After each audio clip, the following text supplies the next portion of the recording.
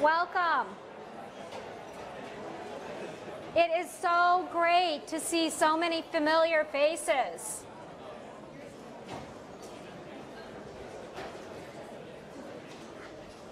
Thank you, everybody. I'd like to go out of respect for your time and hopefully leaving us some opportunity to have some questions. I would like to go ahead and start. It is great to see so many familiar faces. I've been working on MSPE letters since April, and so I know I've been actually meeting with and have met with a little over a third of the class. So it was wonderful to see everyone's face today and to feel like I know you and have a relationship with you. So today we are here to talk about ERAS and how to put the right residency application strategy together, because we want it to turn out the way that you want it to turn out. And we want to give you all of the information that you need in order for it to turn out the way you want it to. So let's go ahead and get into the meat of the presentation. If during the presentation there's a pressing question that someone has, please feel free to raise your hand and interject. Hopefully we'll have some time before my presentation, before 4 o'clock, if anyone else has any additional questions, and then we can do some question and answers. We're going to have Jamie Fox and Shobana Mahanan here from Financial Aid, and they're going to be presenting from 4 to 5 on not just what is the residency application strategy and how does my academic record look, that's my part, but really how do I pay for this process, which has become increasingly expensive. So we really want to give you the tools that you need to go through this process, not only to have the right strategy and plan, but to know how you can pay for it. And then immediately following her presentation, we have dinner for you. It'll be down in Scott Hall Cafeteria. We're going to have burgers, turkey burgers, salad, chips, lemonade, and we will have our residency fair. And so we will have local hospitals here to talk to you about their programs. So I need people to quiet down. I'm going to go ahead and get started. Again, just a reminder, today, immediately following this, will be the fair, and we will have food. So please stick around, and we ordered enough burgers and turkey burgers and salad for 300, so we definitely want you to stick around. Just want to go over with you the graduation requirements. I know you guys all heard this during Year 4 orientation, but I want to continue to remind you of what they are. You need to achieve satisfactory or honors grade for all prescribed clerkships and electives. You need to complete all required assignments, do any OSCE remediation, meet all of the attendance requirements, and satisfactorily make up anything that you've missed, resolve all holds, obviously act professionally towards patients. But probably the most key on this entire list is successfully take and pass Step 2 CK and CS. And when we get into the meat of this presentation, you will hear more about not only is that a requirement for graduation, but how important it is to take early in the process, because more and more residency directors are using it as part of their criteria for invitation for interview. So as you begin to contemplate this process, one of the main things that you're going to begin to do is research residencies. And there's a variety of different resources that you can use to do so, both through the Careers in Medicine website and through FRIDA. And as you begin to get into those websites, you need to be thinking about all of these different core elements. You need to be thinking about what are the characteristics of this program, what kind of qualities do they have, and what is the overall quality? What's the educational structure? Is it a community? Is it a university? Is it a research heavy? What will be my clinical duties? What kind of opportunities do they affiliate with a medical school? Do I want to do teaching? Do I not want to do teaching? Would this be something relevant and important in my own training? How do they evaluate me? And then finally, interestingly, I'll show you some data, location, location, location. That appears to be probably, for most students, the most primary component of importance. So how do you find this information? Again, AAMC, Careers in Medicine website, and that will drill it down for you that you'll be able to see specialty descriptions, training requirements, overall just national match stats, workforce stats, salary data, and then you can actually go in and do a search and say, I want to know, I want to apply to family medicine and I want to know what are the names of the family medicine programs in Ohio, and you can do a search for that, and then it'll go right to those programs, and it'll have a link built in that you press on that, and it'll go directly to the website of that program. So you can see if they have any step cutoffs, and you can get more details about that individual program. So you don't have to just randomly think of what these programs are. There's places that you can go that help organize the data for you. Freed is another great resource. And then I think I brought up in another presentation, have you guys all heard of Doximity? Yeah.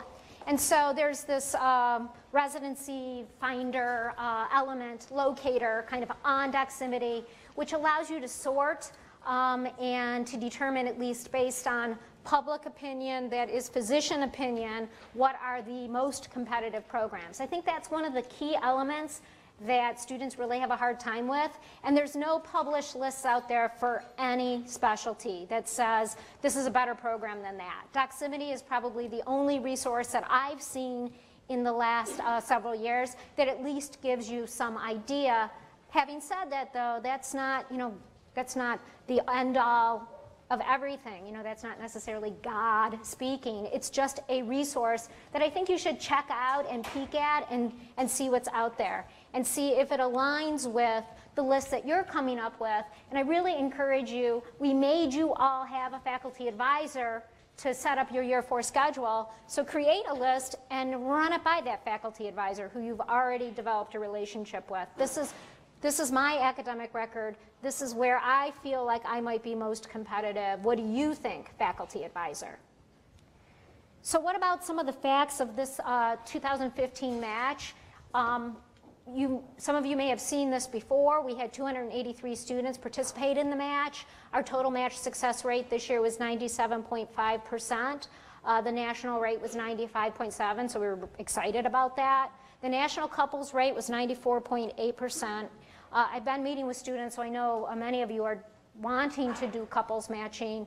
I do want to tell you that that number appears to be static, meaning that over the last 3 to 4 years, it seems to be fairly stable, that the national couples rate has been around, I think last year it was like 94.6, and then the year before, I mean, it kind of goes up and down right around that level.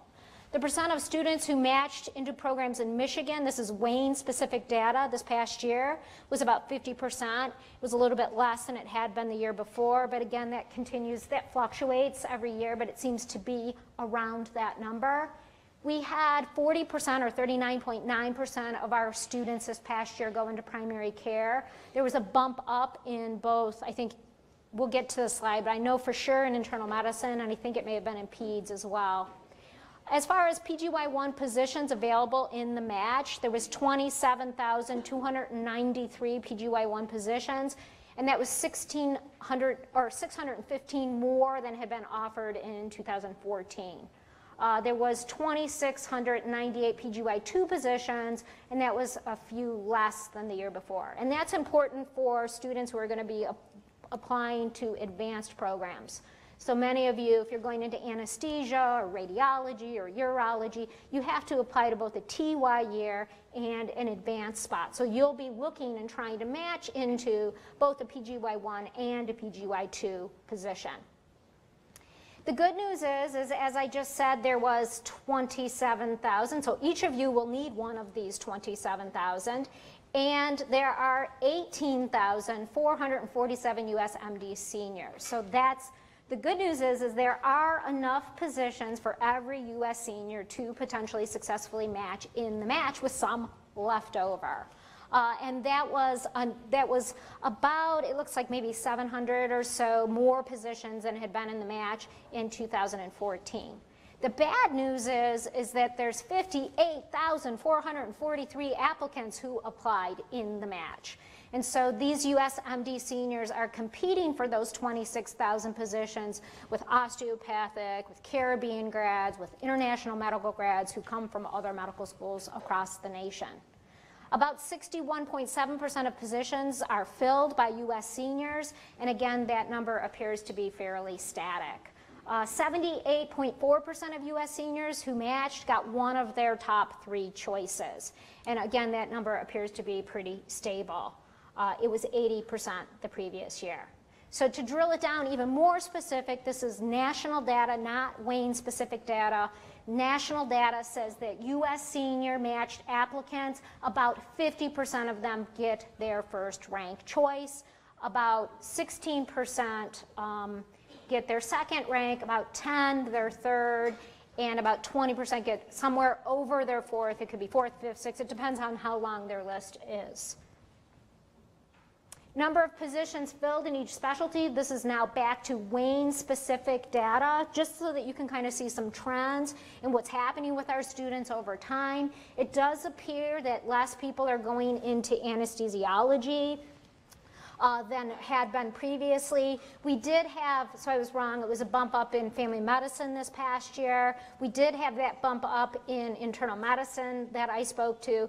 But what's interesting is it was very similar to what we saw in 2013. We had, it looks like in pretty much, we had a little bit of a bump up in orthopedic surgery, but again, very similar to what had been in the past. So that number appears to be probably not statistically different over time. Some of the other specialties, we seem to have static, about 3 students that match into otolaryngology on an annual basis. We did have a few more students going into peds this past year, but not significant. We had a decline. So probably the 2 specialties that we're seeing lots of our students going into are anesthesia and radiology. And other than that, the numbers appear to be fairly stable over time. Trends in unfilled spots. The good news is that there were positions still left in the match after the match was all said and done, and that this number exceeded the number of US seniors who did not have a position after the match. Now, having said that, these US seniors who didn't match are still competing with those DOs and those international medical grads and those Caribbean grads who also did not get a position. So just because there's enough positions doesn't mean that all of those US seniors eventually did match. I think what's kind of interesting about this data is so I think both the anesthesia, so we do see that there was more, we have less students going into anesthesia, and there was more available spots left in SOAP in anesthesia. And the other, I think, really important data point is this data point, which says that there had, not only do we have less students going into radiology, but there was a lot more positions left in radiology in SOAP. So if, 5 years ago, if you didn't have a 240 on step 1 and you wanted to go into radiology, it was going to be really difficult to match in radiology. And now I think you can have a less competitive application and still successfully match in radiology. So if there are any of you out there that had been thinking about radiology who have a less competitive application, this is probably a good time to strike while that iron's hot. So we'll have to kind of see what happens to that over time. But interestingly, pretty much every other, what I mean by C is categorical, what I mean by P is preliminary. I hadn't drilled that down before, and I got thinking about this number when I was looking at it, and so for here on out, I will drill that down. But it's obviously more preferable for a student to get a categorical position than it is to get a prelim position. And the reason I drilled it down was because of this. Right? I mean, I didn't want to be misleading and think, oh, surgery, there's 481 spots left. Well, yeah, but only 2 of them are categorical. All the rest are prelim spots. So the data I thought was a little misleading, and I wanted to drill it down for you. This isn't every specialty, but these are just some of the highlighted specialties. Why are you not? Okay, so just drawing, this was from the NRMP. just to give you a sense, percent of unmatched seniors who ranked only one specialty. So this kind of gives you a sense of, according to the NRMP, for the match of 2015, what were the most competitive specialties. So basically this is saying 1 out of 4 people who apply in dermatology will not match according to the NRMP. So if you're somebody who's contemplating dermatology and you have a marginal application for dermatology, that is something to consider. It also says to you that 1 in 5 people who applied in orthopedic surgery did not match in orthopedic surgery. But the highest one was thoracic surgery. And the good news is we usually only have 1 or 2 students who apply in thoracic annually.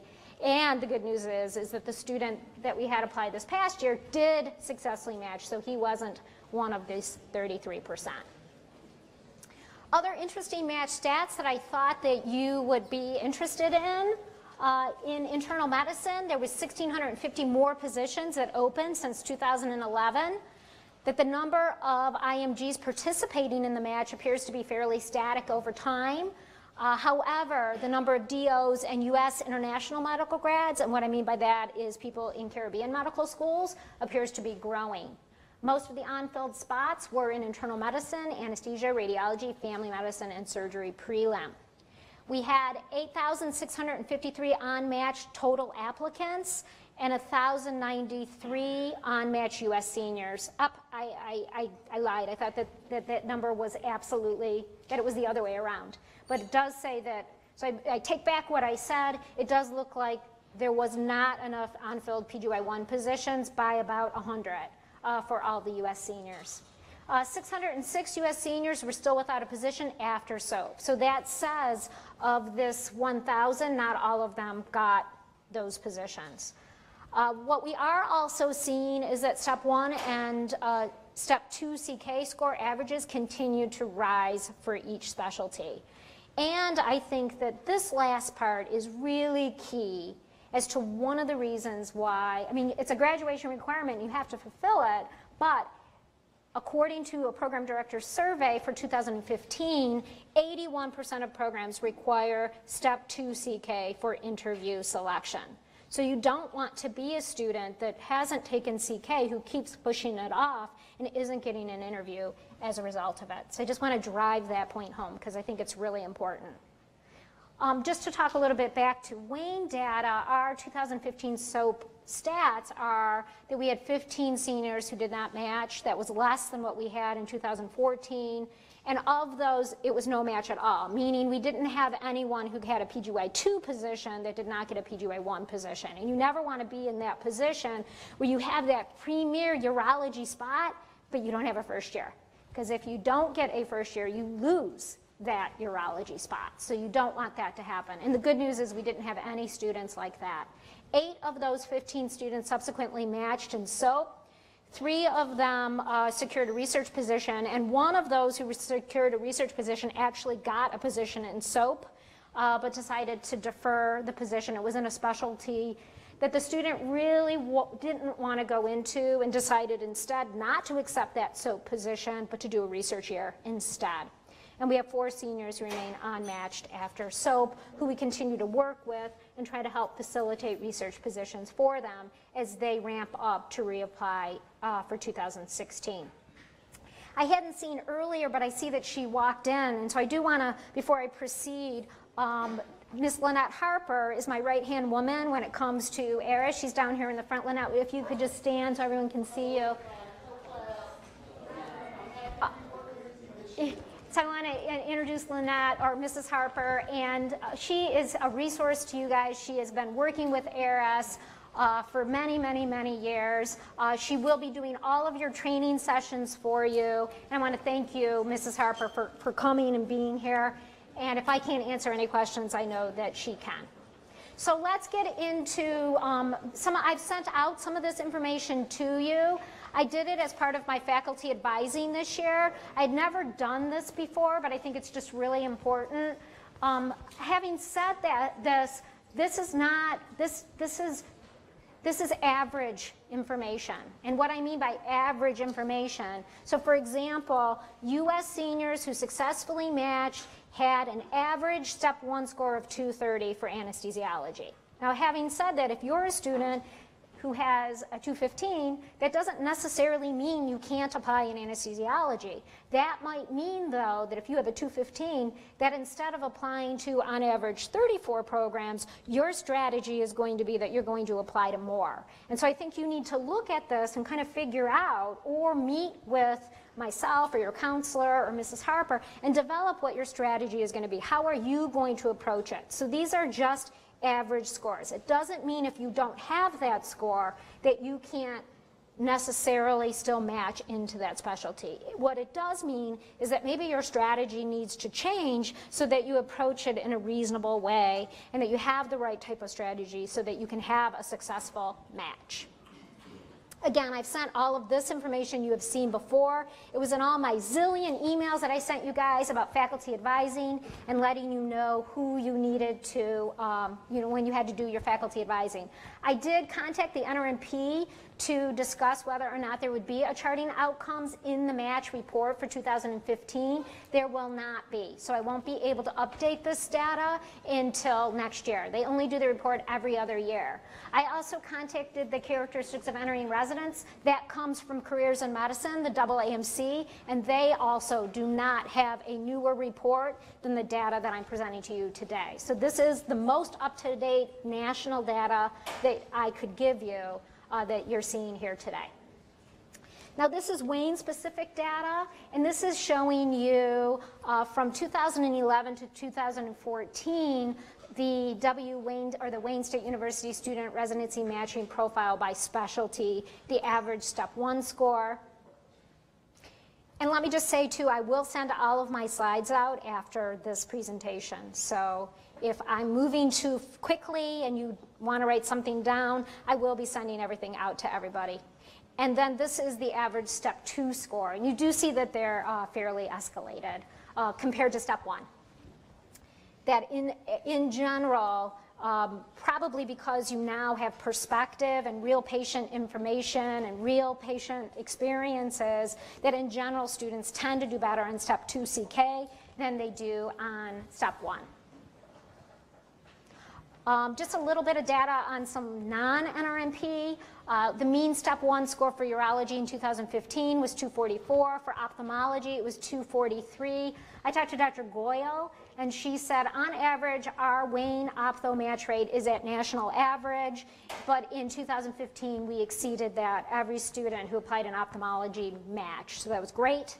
On average, 1 to 2 Wayne students who match an ophtho are below San Francisco match mean for step 1. So that's another good news too. And I would say that if you're thinking about ophthalmology, you absolutely need to meet with Dr. Anju Goyal or Gupta Goyal in the Department of Ophthalmology. She is the clerkship director, and she is a great resource. And I think it's really an absolute requirement that everybody who wants to go into ophtho meets with her.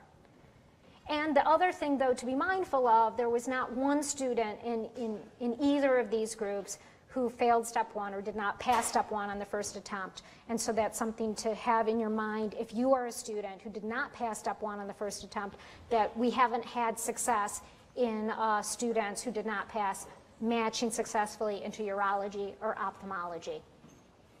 So let's get into ERAS. Guess what? It's open.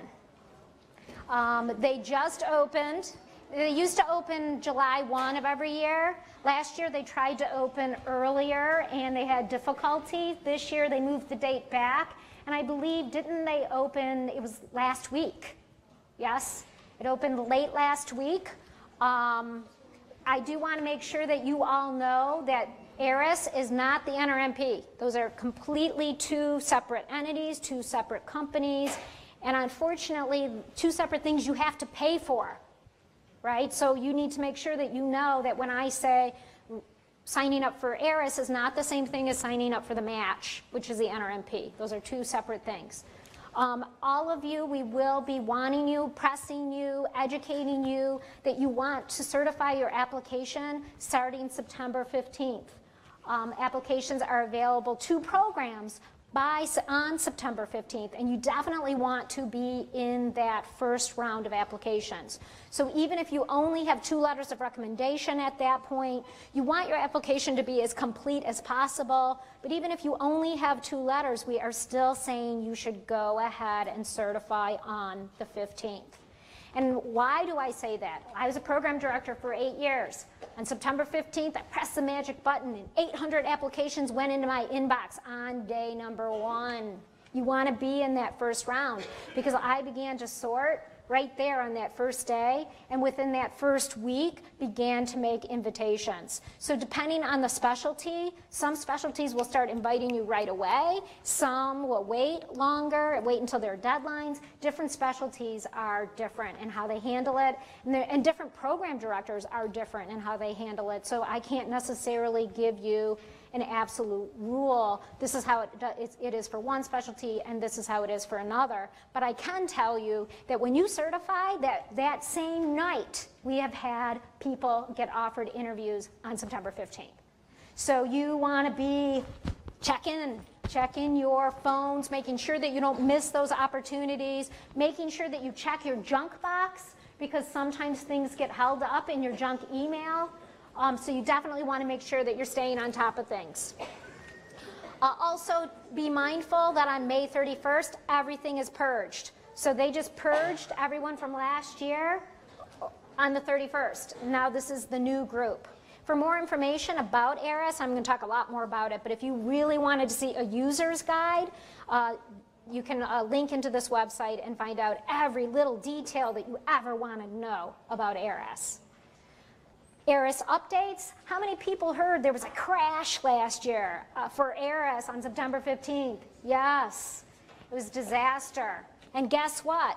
Last year, the program directors had a new workstation. Now this year, the dean's workstation is a new workstation. So this is a completely new infrastructure that we've never seen before. It is completely web-based, which it has not been previously. The program director's workstation was web-based last year. It was the first time that had ever been the case. Last year, ERAS crashed on September 15th, and students could not certify. So do not wait until September 15th to tweak, update, finalize your application. You should have planned to be in place, everything, no later than September 12th, so that when you go to press that magic button, everything is ready to go. The other thing to be mindful of, there was 2 major changes to ERAS this year that they have never done before. First is, previously, letter writers could send us their letters. We could upload them for you. Previously, there was a function, even if they didn't do that, they could upload it in, and we had a QI function. So we could go into the letter, make sure that it was the right letter, for the right specialty, for the right person, that it was on letterhead, that it was signed. Guess what? ERAS says, and the reason they said no to that, I believe, is because they couldn't trust schools to not tell students what their letters of recommendation said. So they took the school out of the equation.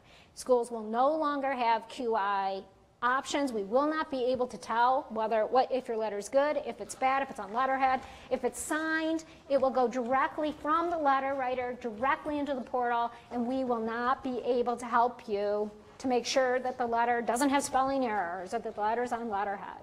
So this is new, and it's going to be, the good news is it's not just you 300 students, it's everywhere across the nation this will be the case. The other thing that has now changed too is that we used to, many of you get your photos taken by Jewel Photo, they give us a DVD disc and we upload your photo. Guess what? We can no longer upload your photo. That will not be a functionality of the Dean's Workstation. All students will be required to upload their own photo.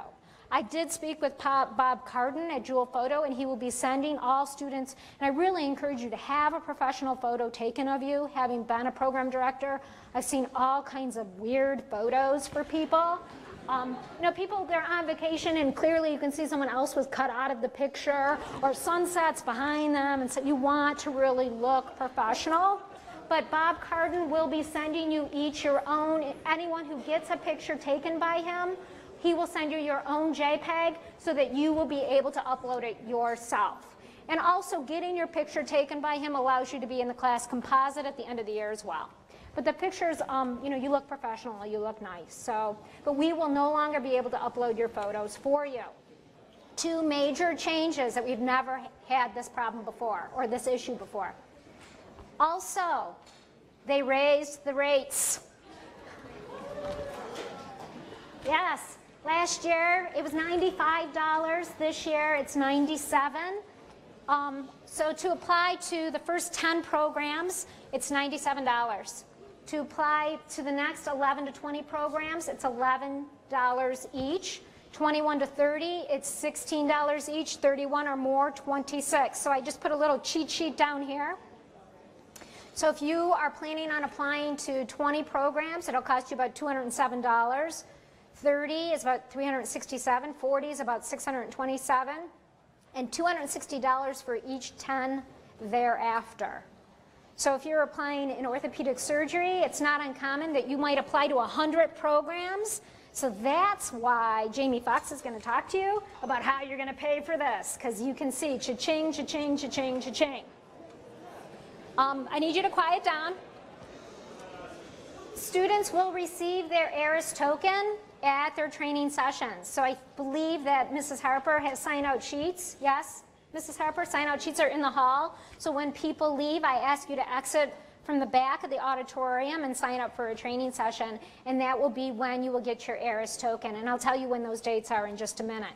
Students will receive full instruction on how to use ERAS, how to input their data into, how to request that letter of recommendation to make sure that you make no errors. And you want to make, this is like applying to medical school. Every T must be crossed, every I must be dotted. It must be perfect.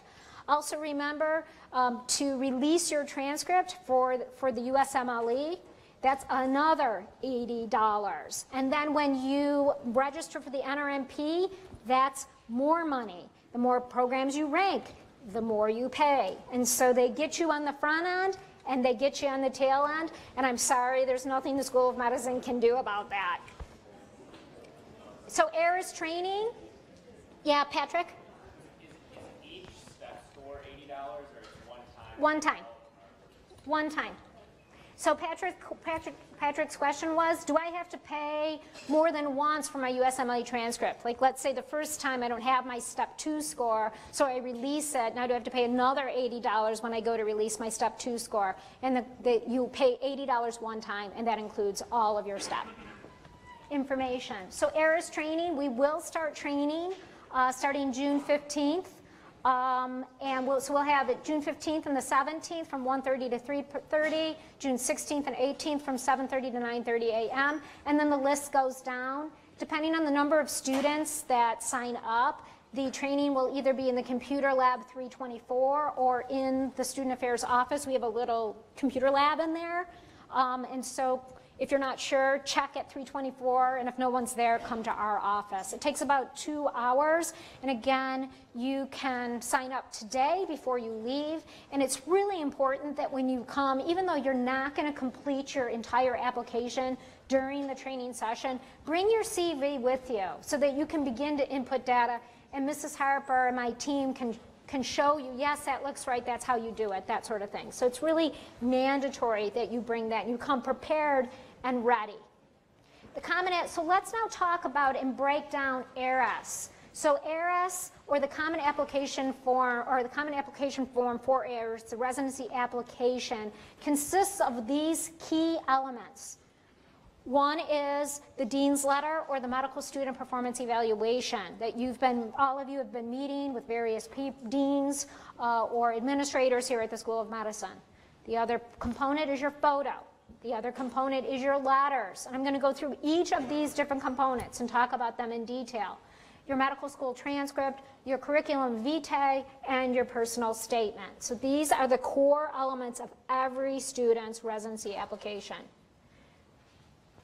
Please note, for the MSPE, and most of you know this because you've been sitting down with these meetings, it is not a letter of recommendation. Even though I think we do try to be very pro-student, it is really an evaluation of what you have done while you've been a student here. Appointments started in April, and they will continue Hopefully they will end soon in mid-June, but sometimes we even have a couple students that we're meeting with in July. The process is the interview, the draft letter. Then in early September, everyone will get a copy of their letter, which they will be asked to sign off on and do final edits on. So please don't ignore Tracy Edie's email when she emails you to say, hey, you need to sign off on it. We need that final sign off before we upload it.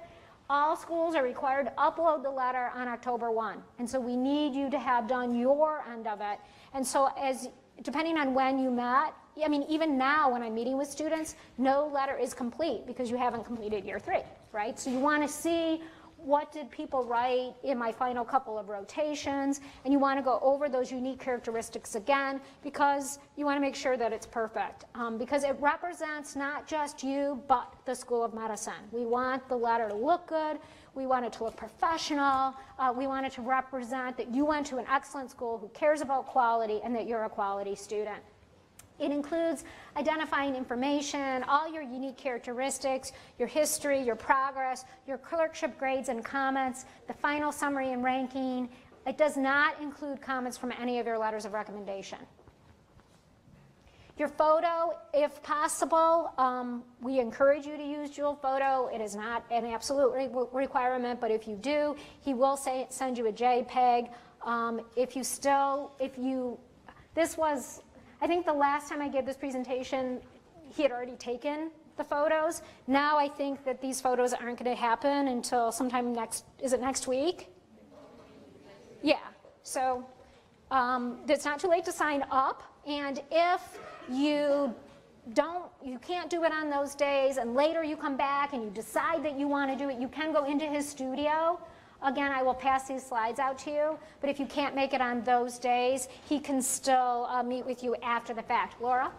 So this photo session has two purposes, right? For the ERAS and the composite? Yes. So if we choose not to use dual photography, how do we get into the composite? Do you know the answer to that? You don't get in the composite. Okay. So Laura asked, dual photo, the purpose of using dual photo has two purposes. One, to have a professional photo taken for your ERAS application, and the second is for composite. So she is asking, well, what if I don't want to use it? I want to use my own person. What about the composite? If you don't use dual photo, you're not in the composite. He does the composite for us. Yes? Do we have to do it on the specific dates that they're here, or can we do it on any date? Well, that is what I just said, that you don't have to do it on the specific date. Yeah. Absolutely, as long as you get it before graduation. I mean, we were tweaking the composite up until a week before commencement. Again, I just want to remind you, your photo can only be uploaded by the student. It's no longer a functionality. And please note, if you don't use dual photo, family and group photos cannot be used. It seems obvious, but like I said, I've seen everything. Okay, so now let's get into the question that many of you have, which is, how many programs should I apply to? And let me just remind you, applying to programs is actually not the expensive part. Like, you looked at that and thought, wow, that could really add up fast. Yeah, but when you think about how much a plane ticket is, that adds up even faster. So the key part of this whole process, I mean, yes, there is some front-end fee to all of this, but the most expensive part is actually going to interviews, buying plane tickets, getting hotel rooms.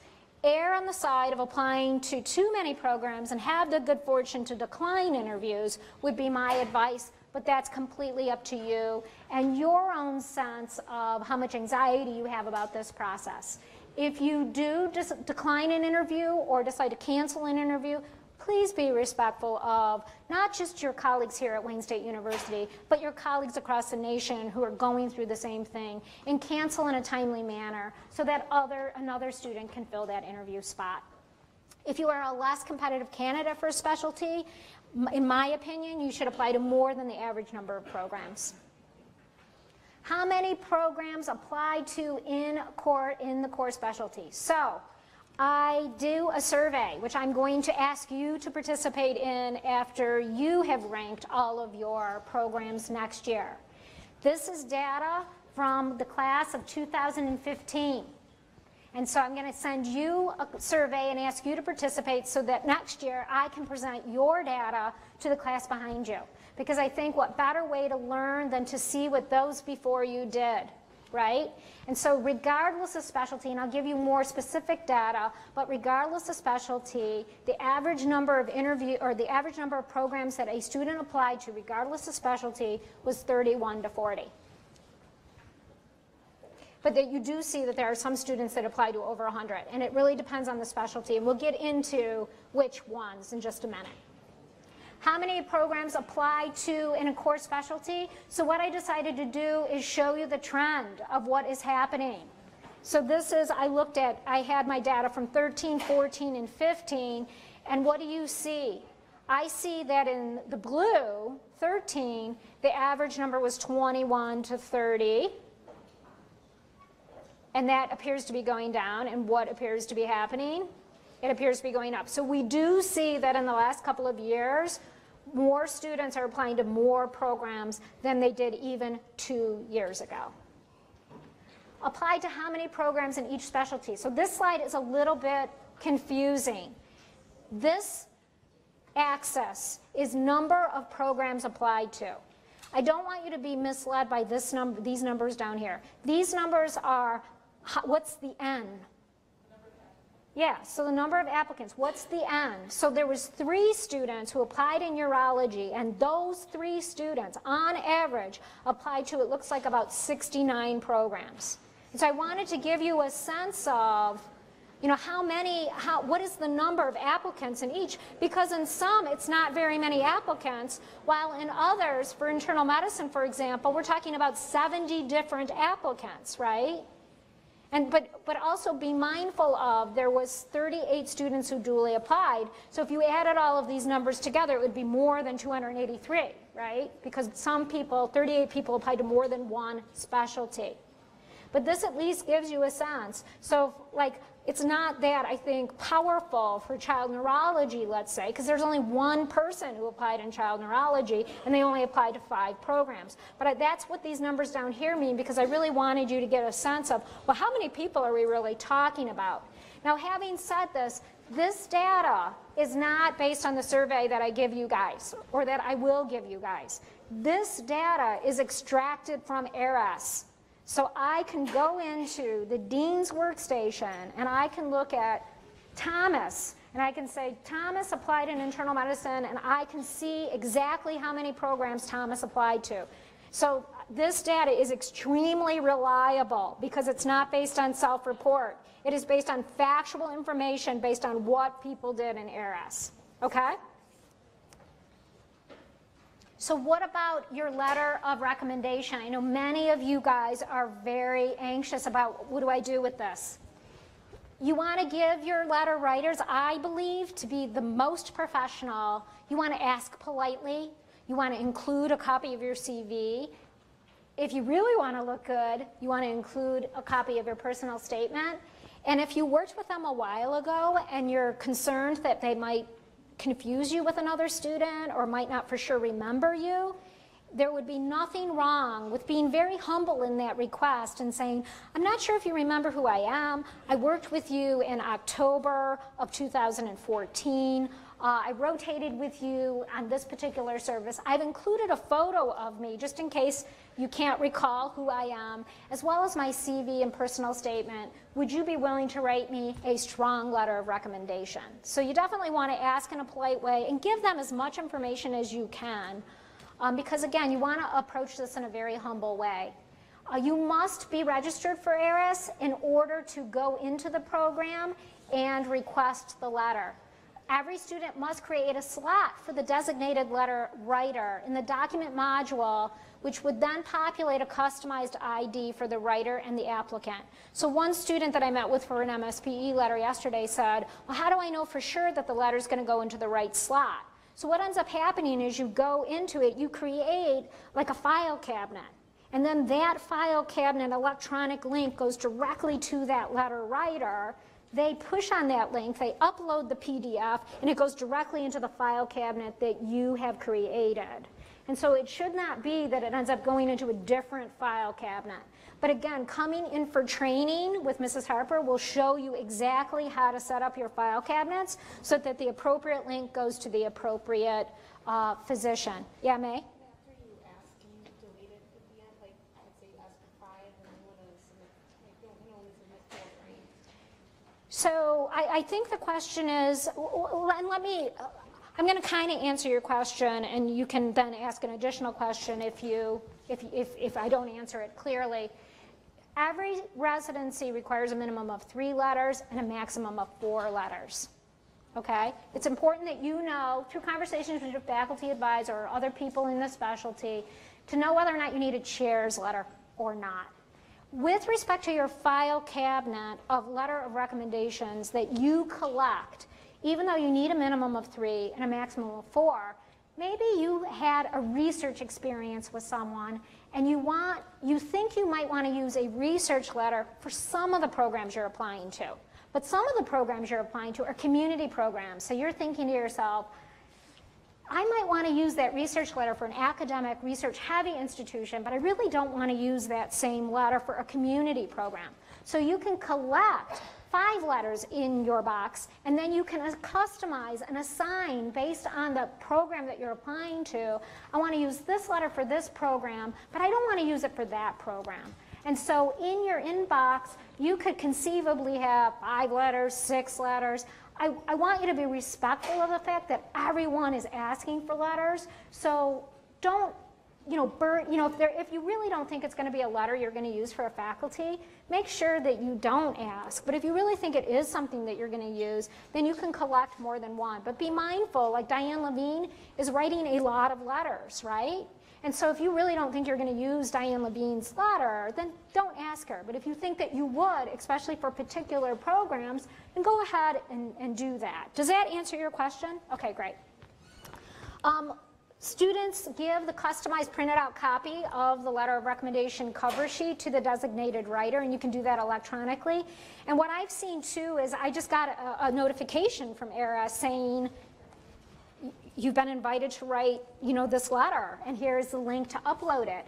So you definitely don't want to not have asked the person in advance. You don't want it to show up in someone's box and presume anything. So make sure before you create those file cabinets that you have talked to your letter writers and they have agreed to write the letter. Just be respectful. The writer prepares the letter. They then access ERAS through the link that they will get or through the cover sheet that you will give them, and they upload it into the customized ID.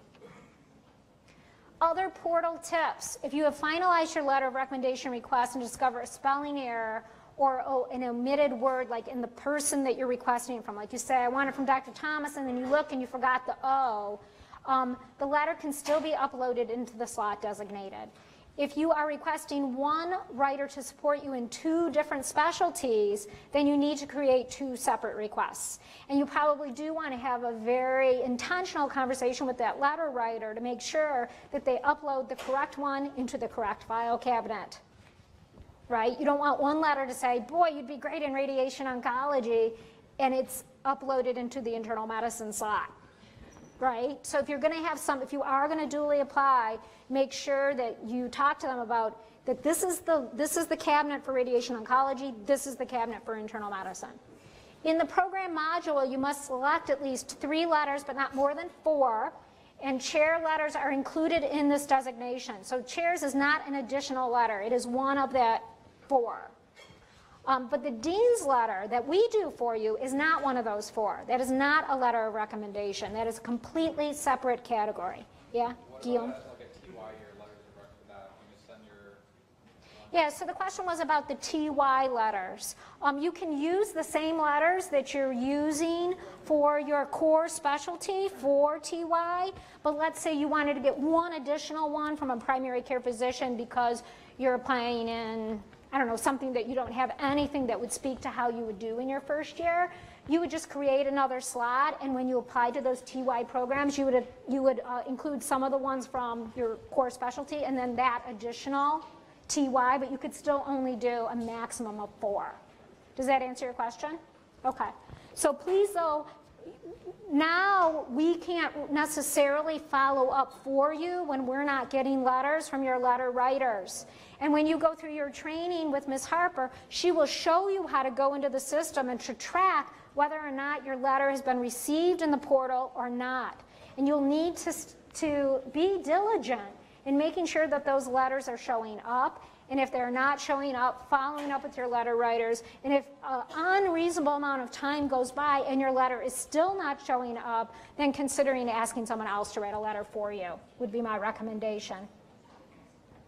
Then this next was, if you're not using the ERAS portal, and I put, because this is an old slide, but it's really to say you have to use the ERAS portal for your letters. The option of us helping you do it is no longer there. So letter of recommendation, who to ask. Your letter writers should know your work, and they should know your work clinically. Even though you might have one research letter, for the most part, these letters are about how you performed in year 3. Faculty, not residents from the field you're interested in, are preferred, and yet you don't, depending on the specialty, not every letter writer has to be in that specialty. But if you're applying in orthopedic surgery, then maybe 3 out of your 4 letters, if not 4 letters, would be in ortho. If you're applying in psychiatry, there might only be 1 psychiatry letter, and the other things in other specialties. Again, this is a conversation with your faculty advisor to really know, well, how many do I need? But you need a minimum of 1, if not 2, in the core specialty that you're going into of your 3 to 4 letters that you need to have for your residency application. The higher in rank the person, the better, and yet there's a caveat to that. I mean, yes, it's great to have a chair's letter. If it's required, then you definitely want it. But if it's not required and you've never really worked with the person, it would probably be better to have someone who knows you better. And so you have to balance rank out with, well, how well do they know me? In my opinion, as a previous program director, the most preferred letter that I ever got were letters that came from program directors, associate program directors, and clerkship directors, because these were people that dealt with students and understood medical education. And I really thought that those were oftentimes better letters where they knew students better than a chair's letter. Again, having said that, some specialties require a chair's letter, and you need to know what the specialty you're applying in does require it, and then you need to get one if it requires it. Give your letter writers plenty of notice. Some faculty get 30 to 50 requests. Like Diane Levine is a great example. So you definitely want to give her notice. Please note that a letter is confidential. You waive the right to review the letter. You waive the right to review the letter. So it's probably not appropriate for a letter writer to send you a letter and run it by you, because you waived the right. I mean, this is all about your ethics and honesty. So if you waive the right, you're not supposed to be reviewing your letter in advance. Letters of recommendation, again, no more than 4 per specialty. However, you can send 4 different letters to another specialty.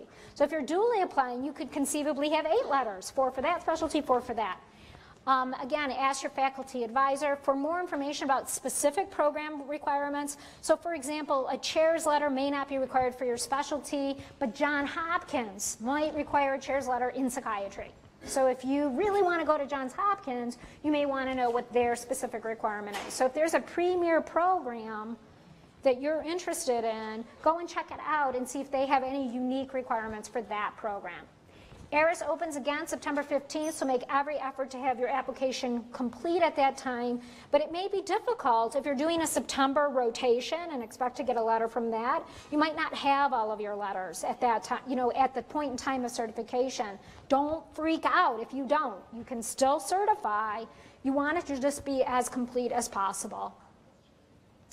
Non-ERAS programs and in emergency medicine. Most programs ask for 3 letters. Please follow the instructions for each match by reviewing their letter of recommendation process. And again, Mrs. Harper is our expert on San Francisco match and the urology match, and all of that stuff. So please coordinate with her.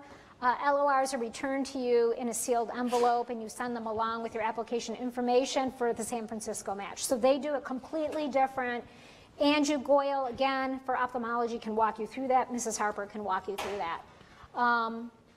In emergency medicine, you have to have a special unique letter called a SLO. And it's a standardized letter which you must get from a rotation that you do typically in July, August, or September.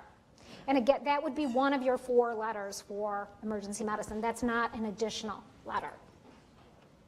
Other important points, again, please certify by September 15th. You're going to hear me say some of the same things over and over because I'm really trying to have you hear how important some of these things are. The chair's letter, you need to know if you need it or not. Programs may request narrative letters or use standardized letters or forms. So there may be some unique, like plastic surgery this past year came out with a standardized letter, and they could then, you can upload in a file that type of letter as well and attach it to a specific program. You can assign a letter submitted after certification to your program. That's another thing that people say, well, what if I get my 3rd letter after I've already applied? You then must go in and assign that additional letter to all of the programs it doesn't automatically happen without you manually going in and saying, oh, I got my new letter in. Now I'm going to go into those 40 programs, click, click, click, click, click, and now attach that. And Mrs. Harper will send out some ERAS FAQs and tips, and how to do that will be in those FAQ and tips. So now your medical school transcript. You will receive a notification from the registrar telling you how to access your transcript and how to give us permission to upload your transcript. Transcript information is entered by a person. So that means there could be a mistake, right? Because human beings put that transcript information into the transcript.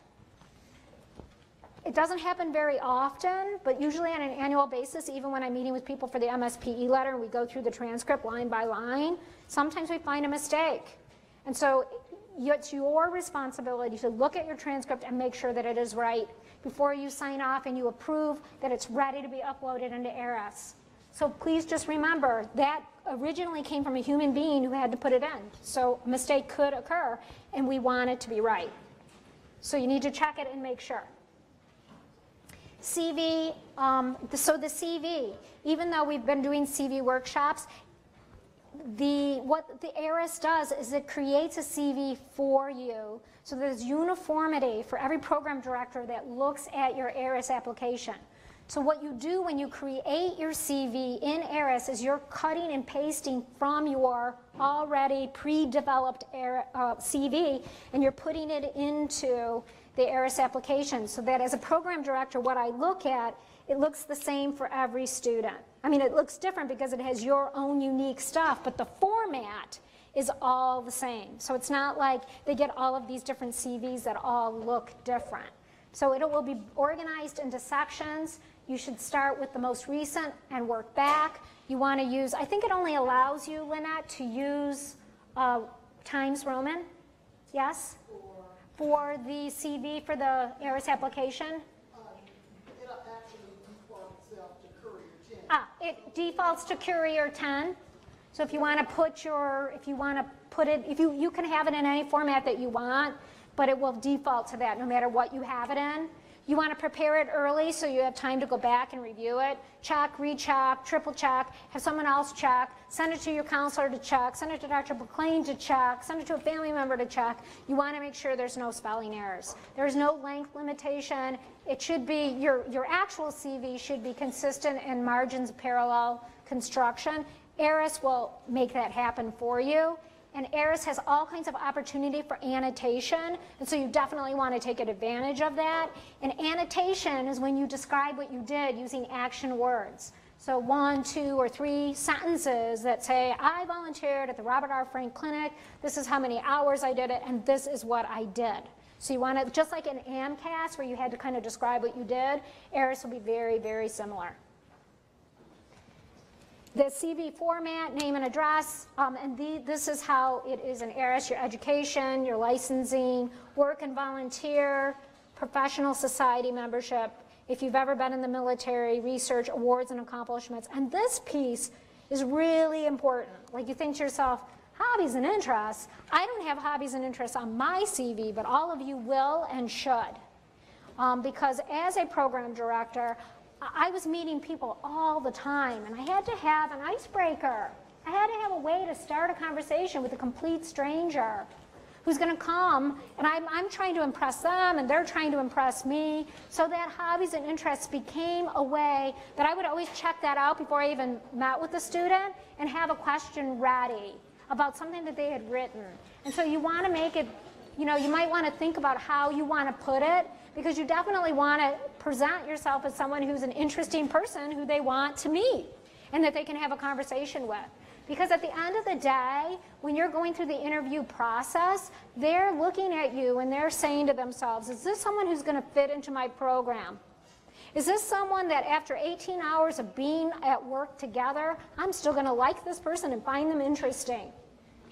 I'm serious. What gets you the interview doesn't necessarily get you the match. What gets you the interview is that academic record. What gets you the match, what gets you to rank that you want is those interpersonal skills. How did you interview? What did the residents think about you? How did you get along with people? What are your interpersonal skills? So qualities for an effective CV, it should be easy to read, informative, it absolutely should be honest and correct, comprehensive but concise. Things that you don't want to have. You don't want to have it not organized, have poor grammar, have it be like this, disaster, unexplained time periods, exaggerations, or just for fun, I just had to include it because I've seen stuff like this. In your ERAS application, it will ask you for your email address. You should use your med.wayne. If your email is bigdaddy@gmail.com, please don't use your Gmail account.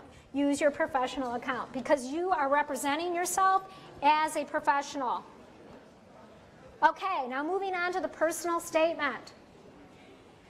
I had a student the other day ask me, well, how important is a personal statement? I think it's different for different program directors. And what you don't know is what the program that you're interested in, how important they're going to think it is. So it needs to be interesting, and it needs to be truthful, and it needs to be indicative of who you are and why you want to go into this specialty. It should introduce things like highlighting some things about your strong points and abilities, show that you know something about the specialty you want to go into, maybe talks a little bit about your values and how they align, with that specialty. You might want to use some clinical vignettes, again, decodifying who you're talking about, but Mr. Smith or Mrs. Smith is a great way to describe any patient.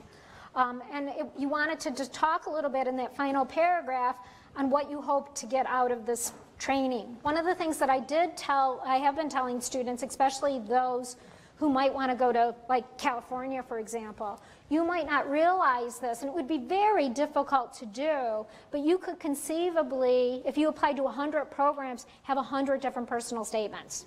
So even though most students just do one personal statement and they attach it to every single specialty, if you wanted to just have your California personal statement and your other personal statement for all other programs, you could conceivably do that and at the bottom say, I really want to be in California because I have family in California. And so you could customize a personal statement if you chose to do that. And I have seen that happen as a program director, that I saw someone who said, and I really want to go to Henry Ford Hospital for psychiatry. And I thought, oh my gosh, did she write that in every personal statement? At that point, I didn't know you could customize it, but you can. I thought, man, she's really burning herself. Anyways, so more about the personal statement. 3 or 4 paragraphs. You want to vary that sentence length. You want to use spell and grammar check. Again, use specific examples. And it should be no longer than 1 page. So that is about 600 to 650 words. Because believe you me, when your application is done in its entirety, it's going to be like 20 or 30 pages long. They're not going to go to the second page.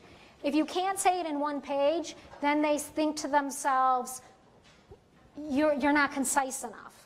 If it's too short, then that represents, well, they're obviously not that interested. So it really needs to be kind of, that 1 page, about 600 and 650 words. You don't want it to be too short, and you don't want it to be too long. Common errors, lack of flow, a repeat of your CV, Giving excuses, making negative statements, relying on quotations, overusing the pronoun I, lecturing the reader, raising too many red flags, or just being non-specific, something that would be so generic that it wouldn't really highlight who you are as a person. Prelim year, you could customize for a personal statement if you wanted to, and just at the top say, I'm applying for a prelim year at your program because I want to have a solid foundation in medicine before starting my radiology residency program. Just general advice, right to be understood, not to impress, be yourself, not what you think they want. Have unbiased people, like for friends, faculty, myself, your counselor, Mrs. Harper, critique and proofread drafts. Don't wait. I think I said recently to someone, don't wait until the perfect personal statement shows up in your brain before you write it down. You have to start somewhere. You need to start putting stuff down on paper and getting your friends and family and people in your life to begin to react to it, and it'll eventually develop over time.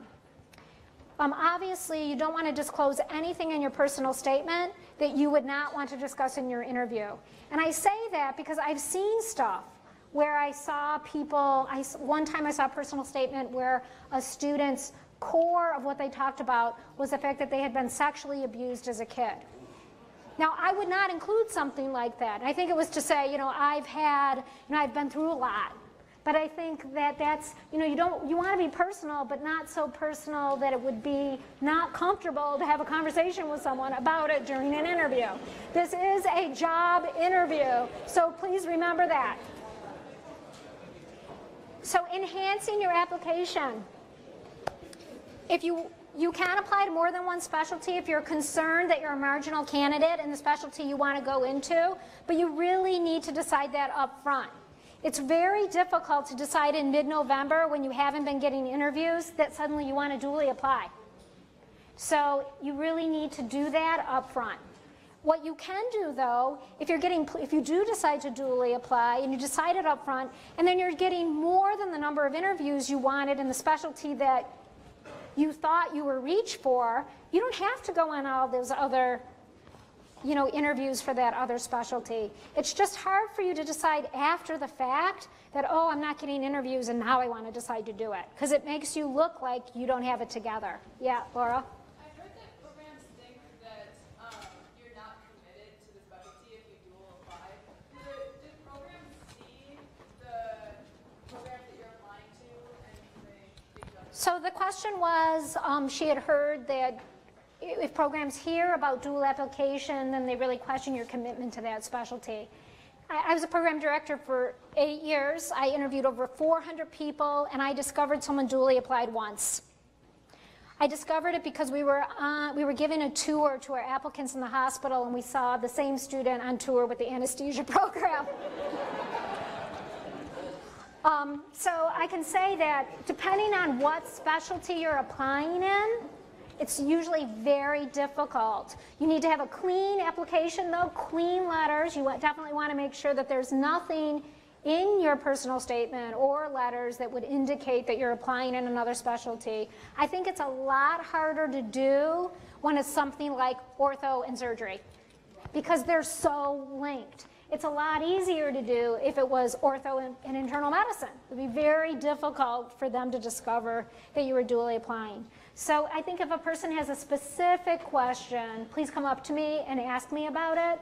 But in general, it's very difficult to discern. Most of the time what ended up happening, because obviously psychiatry can sometimes be the backup specialty, when I got my match list, it would be like the person matched in radiology, and it'd be like, oh man, we really liked that person. We didn't know we were the backup. I mean, and so that is more likely to be the case.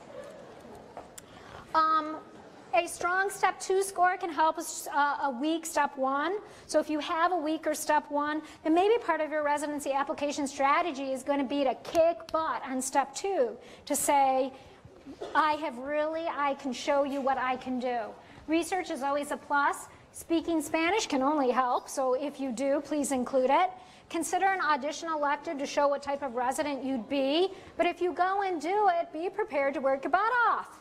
If you go and you're lazy, then they look at that and they think, oh, this is you when you're trying to impress me? Because you didn't, right? So you want to make sure that if you're going to do that audition elective, that you go to impress with that in mind. You want to apply to enough programs and plan to rank a minimum of 12 to 15. Interviews, dress professional, write a thank you, consider this a job interview. For required rotations, it's a maximum of 2 days. From electives, it's 5. And a course director has the prerogative to have you make up any missed time. Beware, social media.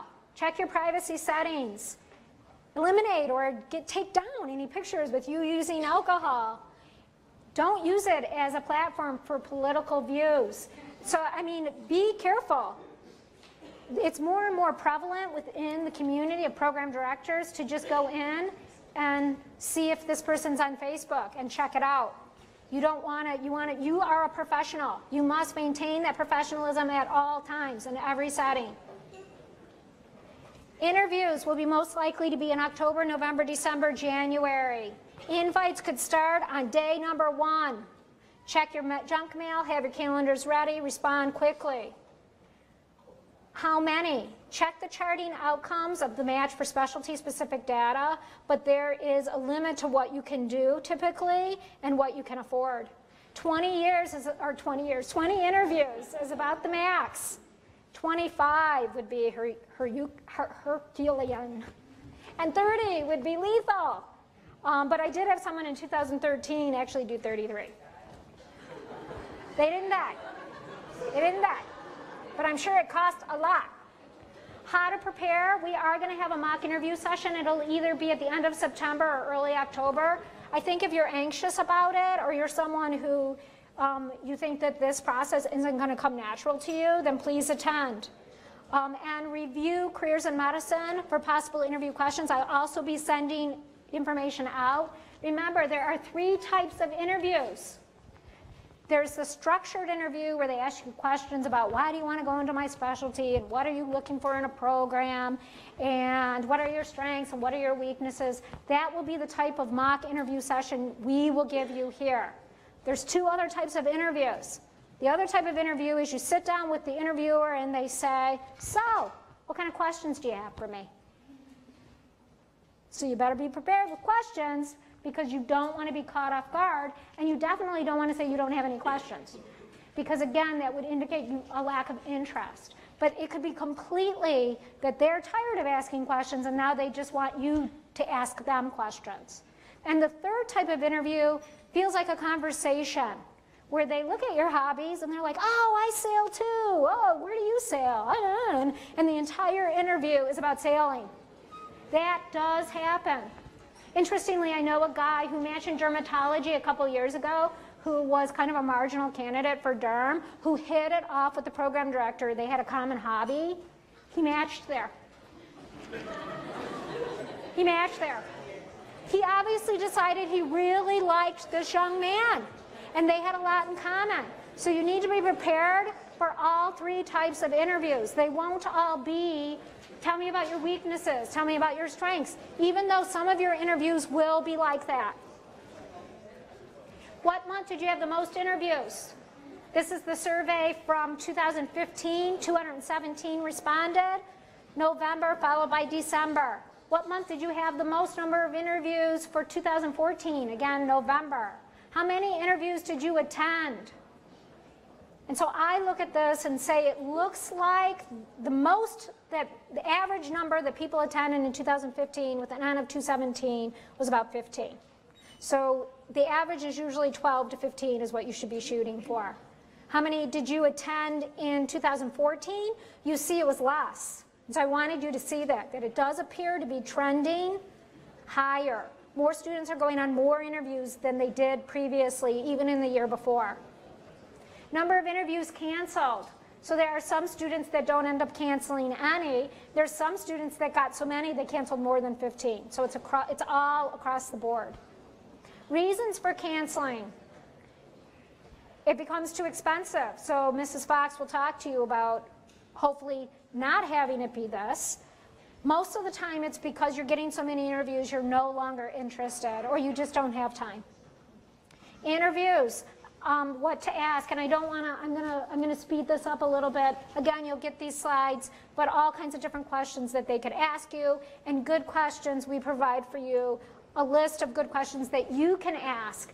Remember, they didn't talk to the guy before you. You could ask the same questions to every single person that you meet with that day. So a really great question to ask anyone, every single interviewee that you, or interviewer that you have on the day is, if you could change one thing about this program, what would it be? And you're gonna get 6 different answers that are really gonna tell you where the weaknesses or gaps are in that program. So remember, you can ask the same questions to multiple people. Second look days, this was just how many second look days were you invited to. So there were some students that had a very small portion who had greater than 11, but more students than not don't do second look days at all. And there was a significant portion who had 1 to 5. How much money did you spend using ERAS? So there is a cohort that only spends $250 to $500 was the most, and that was probably students that want to match regionally. Whereas some students, either or regional or more competitive specialties, some will spend more than $1,000. How much money did you spend, not including ERAS fees? Again, it's all across the board depending on what your goal is. And again, Mrs. Fox will talk to you about this in more detail. How did you fund your interviews? She'll talk again more about funding interviews and how do all of these work. The match. So you can register for the match beginning September 1. The deadline for early registration is November 30th. If you register before November 30th, though, it only costs $60. On January 15th, you can do your rank order list. I will have another presentation that I will give your class between the 15th and the deadline that will talk to you and walk you through the ranking process. How does it work? And then the 3rd week of March, on Monday, applicants will find out if they matched. Monday through Thursday will be SOAP, and on Friday of match week will be match day. There's different types of positions, so it's in the match, so it's really important that you know whether or not you're applying in categorical, advanced, or prelim/TY. There's 5 types of matching programs. Most of you are using ERAS. There's also, though, the military match, the San Francisco match, the urology match, and the Canadian match. Just to give you a little bit of data about who matched where, we do see across the board, we still are seeing a significant number coming to Michigan, but people went all over the place. I know some students are interested in California. We were pretty stable in that number. We had a few more students go to Ohio. More students went to Texas this past year than they had the year before. Matching strategies for couples, I'm almost done. In 2015, 6.7% of Wayne grads that were in the couples match. It's really important that you target large cities, that you can sign up though in the NRNP as an individual, but indicate you are matching as a couple, but you are not required to do that. You're only required to reveal that you're in the couples match when you do your ranking list, if you decide you're going to link your ranking list. So you can decide after the process whether or not you're going to couple or not, depending on the number of interviews you get. Computer treats the couple as a linked pair only, so you kind of become one. You can mix different types of programs. It can become very complicated. When I do my rank order presentation, I will talk more about how to do that. And Ms. Harper, I will strongly, strongly, strongly encourage any person who is ranking advanced in TY and doing the couples match that they come in for a session and work with Mrs. Harper, sign up for an individual session where she will work with you to make sure you do it right. Predictors of matching, number of programs ranked. You apply to more programs, means more interviews, means more programs you can rank.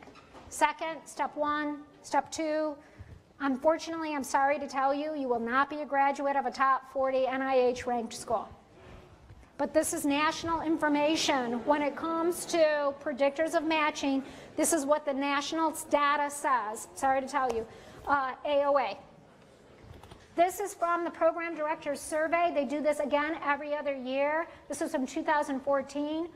Top 10 interviewing screening criteria. Number 1. Sorry to tell you, I know people hate it because they're like, but that's not who I am. I'm sorry. USMLE Step 1 score, 94% of residency directors say that that's one of the criteria, the most important criteria that they look at. Letters of recommendation, your dean's letter, step 2, personal statement, and it goes down from there. When I give my ranking presentation, I present to you from the same survey, the program director's survey for what determines how they rank, and it's completely different. It's interpersonal skills, how the residents like them, how they got along with everybody. It's all the top 4 reasons of where you end up in the rank list has everything to do with how you interact with people. But unfortunately, the things that get you the interview are almost primarily academic. Number of programs ranked, the average in 2015, it looks like it was about 12. Number of programs ranked in 2014, same. Most important criteria in ranking, location, location, location. The bottom line is, and I think this is my last slide, so I think I have about 10 minutes for questions. Know your competitiveness, apply broadly, meaning make sure you have your safety, your mid-range, and your reach programs. Take step 2 early so it can be part of your application and you're ready to graduate. Make sure you certify on September 15 to optimize your chances of success. There's something to be said for the old saying, the early bird gets the worm. You want to be the early bird. You want to apply to enough programs and get help if you don't know. Talk to fellow graduates, talk to your counselor, talk to Dr. McLean, talk to us. We are here to help you. We want to help you. We want to see it turn out the way you want it to turn out. Yes? Addressing SOAP briefly. I'm just not really familiar with the process I will talk about SOAP. The question was about SOAP. I'll talk about SOAP more when I do rank order list. I hate to spend too much time talking about it because none of you are going to SOAP. None of you are going to SOAP, right? But if you do SOAP, you find out on Monday of match week if you did not match. You come in and we will hold your hand through SOAP and we will walk you through the process. It's kind of complicated, I guess. You apply on Monday. The first offer round is on Wednesday. There's a couple offer rounds on Wednesday. There's a couple offer rounds on Thursday. Your strategy shouldn't be, I met with someone yesterday who said, well, if I don't match, I'll just SOAP.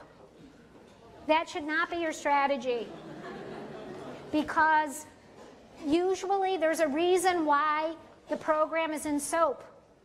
So you're not going to necessarily get premier programs left in SOAP. It could be. I mean, I'm not saying that as a general rule. Certainly good programs end up not filling. But if your backup you think is going to be internal medicine, why not control the process a little bit and apply to internal medicine programs that you would want to go to, not what's left in SOAP. So don't use that as your strategy. Any other questions? Yes, Laura.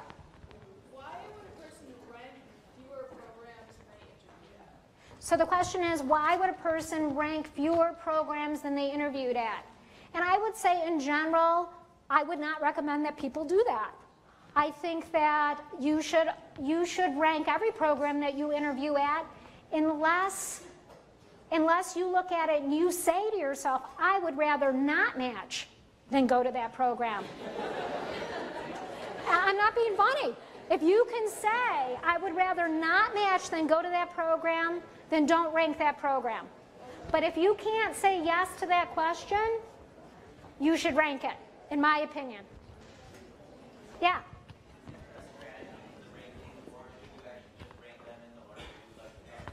So that David asked, is there a strategy to ranking? This is a really hard question to answer that we struggle with every year. We will talk about it more when I do my rank order list presentation. I would say to you, the NRMP says you should rank based on what you want. That's what the NRMP would say. I would say yes, but you at the same time want to be reasonable. It shouldn't mean that you, let's say you have 15 interviews and you have, and your safety is, let's say Henry Ford, we'll say. It doesn't necessarily mean that you put Henry Ford number 15. Maybe you have to, I think you have to balance it out, but the NRMP would say you should rank based on what you want. I guess I have seen that backfire for students because they didn't really have a balanced list. They put all of the programs that it was a conceivable match at too low on their list. But we'll talk more about that when I do my rank order list presentation. May?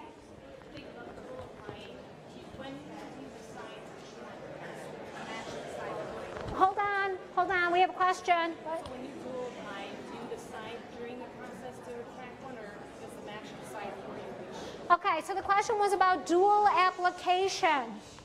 So let's say you dually apply, and when you do your rank order, so you can decide through the process, geez, I'm getting enough in the core specialty, I don't need to go on those other interviews. Or you end up going on all of those other interviews. On your rank order list, you can put all of the specialty that you really want on top and all of your secondary specialty choice on the bottom. You don't have to rank all of the secondary choice if you don't want to. I don't know if I'm really answering your question fully. If you liked both and you said to yourself, if I'm doing like EM-IM or just EM, that's a great example. You could mix it all up. Your top choice could be an EM-IM program, but your second choice could be an EM program. The third choice could be back to an EM-IM program. So you can mix it all up. You can do your rank order list however you want to do it, based on the program that you really want to go to. Yep, Doug?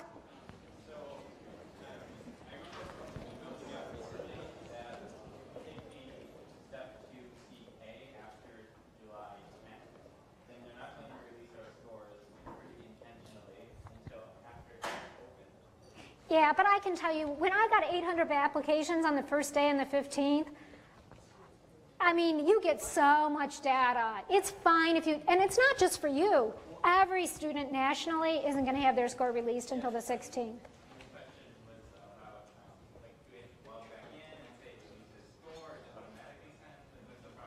Most likely be there. It will most likely be there. Even if you take your step 2 in July, by September 15th, that score will have released. If it had not, it will automatically go. The only way that score will not go is that you've taken step 2, CK or CS beyond your certification, then you have to go back into the system and do a retransmit. But I think that's what they're talking about. They're not going to be released until after they certify. But it'll automatically go. Can they double check an ADTS? If you certify though, and you take it 2 months later, you have to go back in and redo it.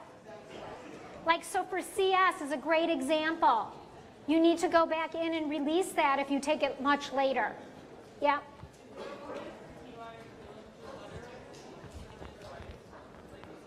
So the question was, if I'm applying to TY or prelim, do I need like 2 letters? No, you can just assign the same letter. Yeah. Okay, great. It's now, one more question, I'm sorry. Oh, sorry. What do you consider an early date for your step 2 CK to be done? I would say that your goal should be to take step 2 CK in July or August would be optimal. Okay, now I'm going to introduce Ms. Jamie Fox to you, who's going to talk to you about how to pay for it.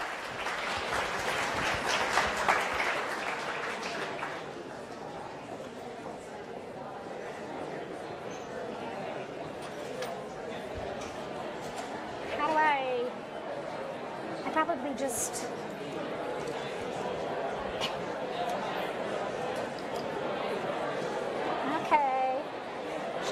There. Don't leave. Well, that's okay, because when I take less, see, this is what happens. They all go, and then you know what happens. The financial aid office will close off. Here. Okay, you want to start talking right away?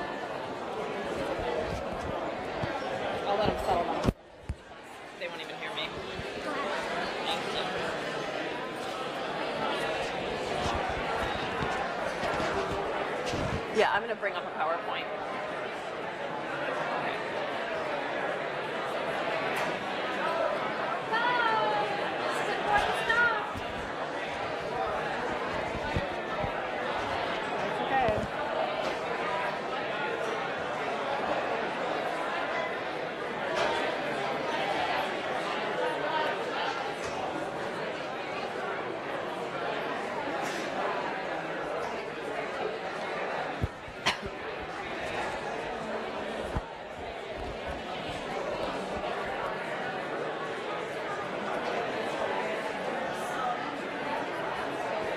Okay, I'm going to give everybody a minute to get settled, and then we'll get started. 5 minutes, then we don't stop. Okay. Okay. Okay, we're going to take about 5 minutes before we get started, so if everyone wants to take a minute and reply to text messages and check your emails, go ahead and do that now, and then we'll get started in a couple minutes.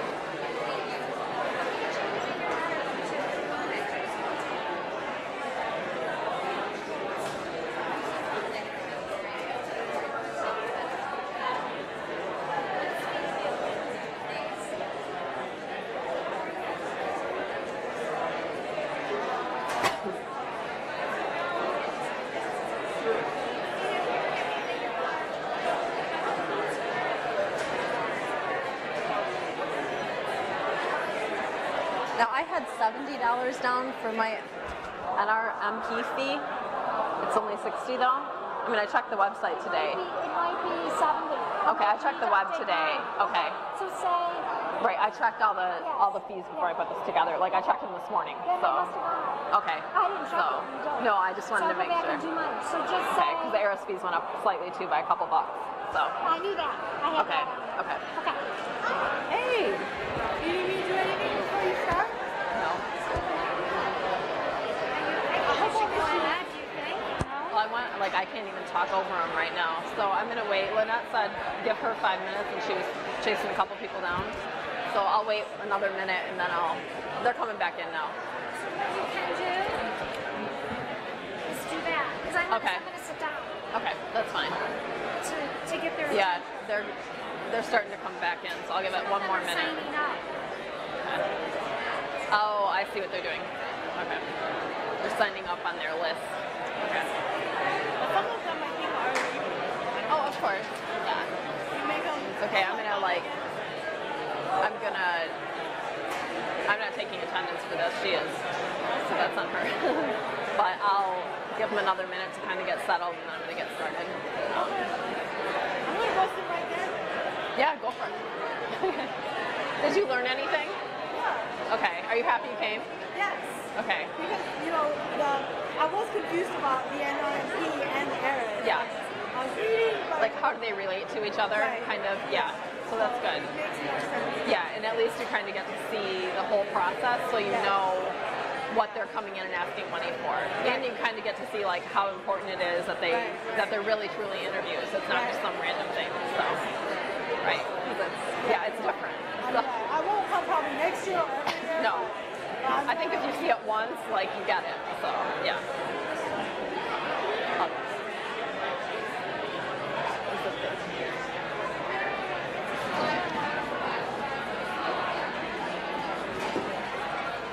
Okay, everybody, we're going to go ahead and get started. If everyone can take a seat, we're going to go ahead and get started.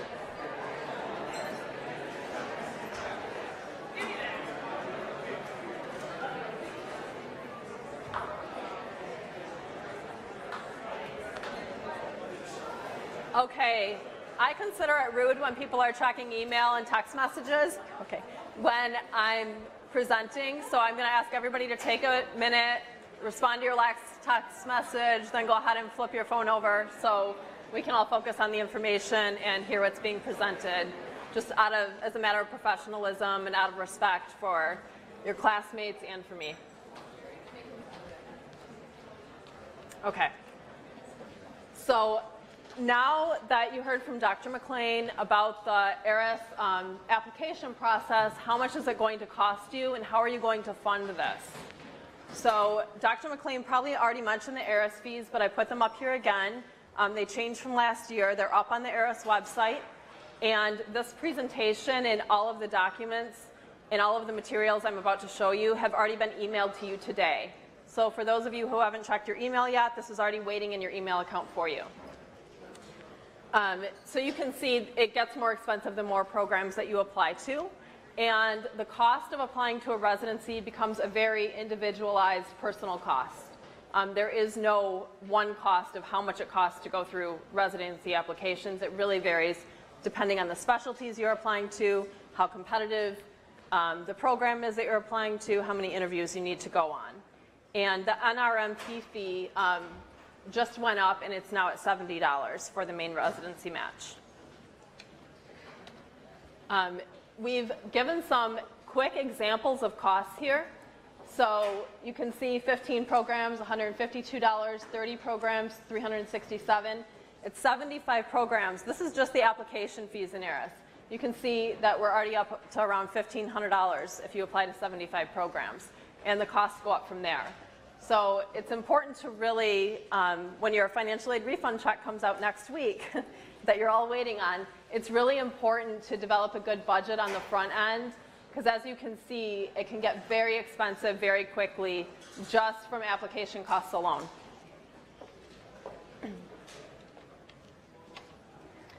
Here's a breakdown of the example of the ERAS fees. Just the ERAS website also gives you examples of breakdowns. So if you're trying to calculate out how much is it going to cost, the first 10 is at the base fee, and then it goes up in increments of 10 until you hit over 31 applications. Then they're all at $26 each. Ways to save on expenses. This was also emailed out to everybody. Wayne State University Alumni Association has a host program. It's a Help Our Students Travel program, and they connect you with other alumni across the United States so you can stay with them instead of having the expense of a hotel room. And I also think it's a great program because I think it's a great networking opportunity. So you can connect with other physicians that graduated from Wayne State University, and they may be located in that hospital that you're interviewing at. So I think it's not only a great way to save on money, but it's also a great networking opportunity. So I really encourage everyone to check that out. There's another one out there.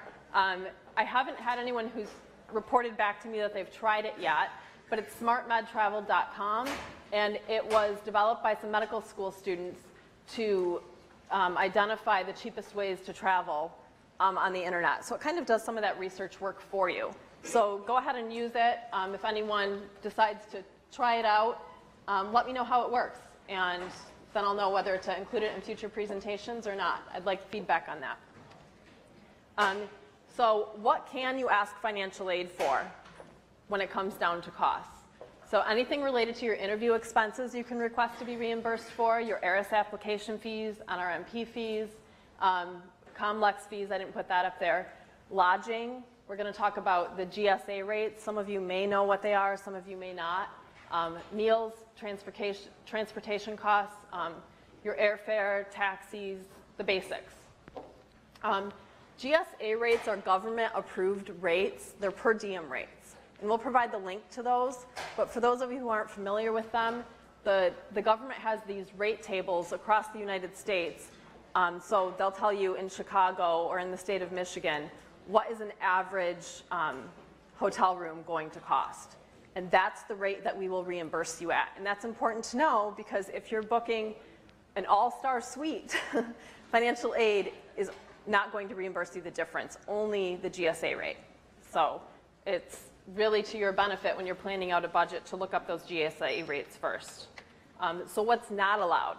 So sometimes our experience is that we see you bring your significant other along with you on these interviews. And we've seen meal receipts turned in for them too. But we will not reimburse you for anyone other than yourself. Anything that exceeds the GSA rate, and first class plane tickets, we do not reimburse for those. We look up what the average acceptable cost is for a plane ticket. So some students have booked their tickets 24 hours before they decided to take an interview. They've paid a lot of money, maybe $1,500, $1,200 for a last minute airfare ticket. We're not going to reimburse you at that. Unless there's an emergency or an exceptional reason you had to take a last minute flight, which most cases, that's not the case. Most times it's not the case. In first class airfare, we will not reimburse you at that rate. Yes? When you say reimburse us, is this like a forward from our loans? Or like where is this money coming from? It's loan money. It is loan money, yes. But what we do is we require, and we'll walk through the process, we require receipts through this because the federal government does allow us to reimburse you.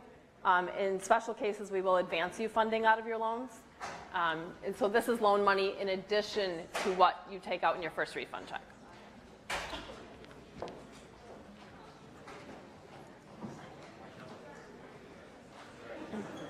So the first refund check that you get is already going to include $1,000 for residency interview expenses. And you can request reimbursement for these expenses. But it's important to know that that first refund check you get, you're already granted $1,000 in there for residency interview expenses. So after you start interviewing and you decide you need more money, we have a budget adjustment form that was emailed to you today. You're going to have to turn that in with receipts in your ERAS program applied to list that lists all the places that you applied to, and it gives the price on the bottom of that list of how much it cost you. That's what we need to reimburse you funds or to allow you to borrow additional loan funds.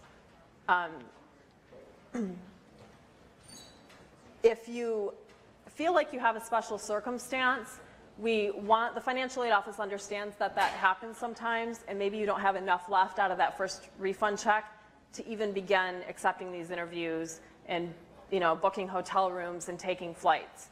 If you feel like those special circumstances apply to you, please come to the financial aid office. Shabana's here today, and she's in the financial aid office. She will help you out, and we will work out a plan to advance you 50% of your expenses. We just have some additional paperwork that you have to fill out for us. But that is available. So if you feel like, well, if I have to wait to be reimbursed after I've already spent the money, I won't even have enough money to go on interviews. That does happen to a few students, but just come to the financial aid office and we'll work with you on that. Yes? When is our first disbursement for fourth year, and is it different if you take July or August off? It is different. We have a schedule up on our website because there are 4 different dates.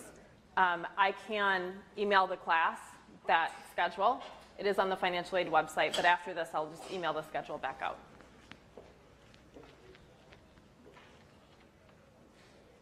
So the financial aid office has the final authority. They do review and approve all of the allowable expenses. They do this on a case-by-case basis.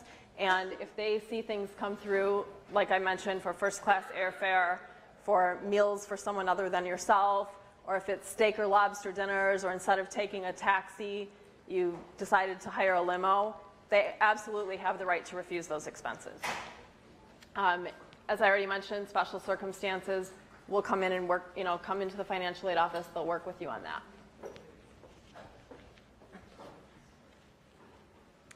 Here's examples of expenses and kind of how this would lay out for somebody, what it might look like if you're requesting loan money for expenses. You'd have your ERAS application fees, your NRMP fees. Maybe you did 10 interviews at 5 days of interviewing, so that would be 5 days of meals, 5 days of lodging, your airfare, and then miles, because maybe for your vehicle, maybe you drove to some of these interviews, you didn't fly to all of them. So that would be a little over $2,400. as long as they were all allowable expenses, financial aid would approve those.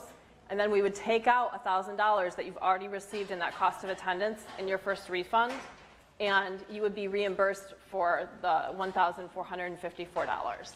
I just wanted to show that example because quite often, by the time October, September, December, January rolls around, and you get the reimbursement, everyone forgets about the $1,000 you already received. Here's some helpful links. Again, this presentation's been emailed out to everyone already, so you can go in there and click on it for yourself. Are there any questions? Yes? So for the people that would be national service personnel, or should come to this prior to that, like our housing, like obviously within their but the national service person, they won't give us money for us to the process. So you know, like, it will be like the process, like that. So her question is, for students that are on special scholarship programs where all of their tuition may be paid for in full and maybe their living expenses, so some students have never had to borrow federal loan money before, would we allow them to borrow? Yes, because this is an adjustment to your cost of attendance. So that standard cost of attendance that we broadcast every year, that we keep reminding you about, this is increasing that cost of attendance higher. So if you're in a special scholarship program, stop by the financial aid office and we'll walk you through the process. Any other questions? No? Okay, that's all. Thank you.